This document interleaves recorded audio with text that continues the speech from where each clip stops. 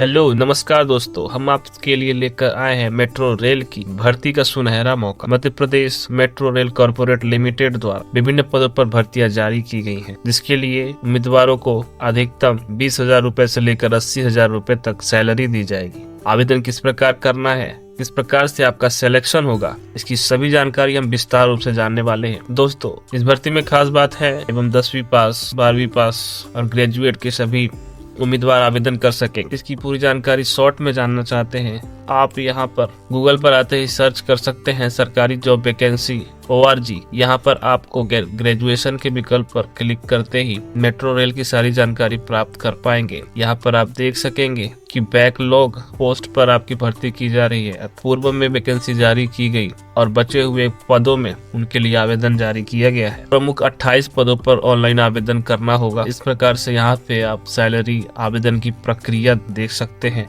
Notification PDF भी आपको यहीं से प्राप्त हो जाएगा।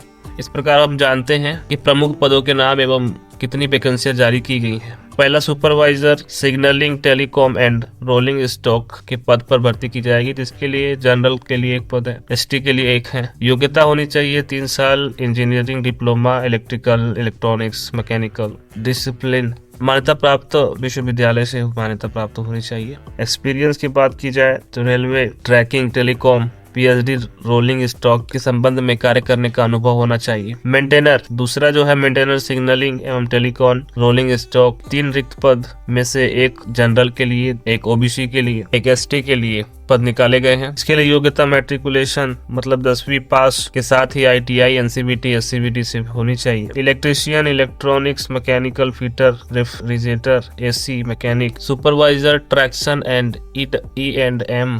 इस रिक्त पदों पर भर्ती के लिए जनरल के लिए एक पद है, OBC के लिए एक, ST के लिए एक रिक्त पद है। योग्यता 3 साल engineering diploma electrical electrician electronics mechanical discipline मान्यता प्राप्त संस्थान से होनी चाहिए। इसके लिए सेम योग्यता बताई गई है। चौथा है मेंटेनर ट्रैक्शन के पद पर 5 रिक्तियां जारी की गई हैं, जिनमें से 2 जनरल के लिए, SC के लिए 2, EWS के लिए 1 रिक्त पद मांगे गए हैं। योग्यता 10वीं पास के साथ ही ITI NCVT SCVT से होनी चाहिए। सुपरवाइजर ट्रैक 5वां पद है, जिसमें OBC के लिए 1 पद निकाले गए हैं के तौर पर नियुक्ति की जाएगी। सुपरवाइजर के लिए 35,000 रूपए से लेकर 1,10,000 रूपए तक सैलरी बताई गई है। मेंटेनर के लिए 25,000 रूपए से लेकर 80,000 रूपए तक अधिकतम सैलरी है। मेट्रो रेल में भर्ती के लिए आयु सीमा का विशेष ध्यान देना होगा। आवेदन करने वाले उम्मीदवार को न्यूनतम आयु सीमा 21 वर्ष होनी अनिवार्य है एवं अधिकतम आयु सीमा अनरिजर्व कैंडिडेट के लिए 40 साल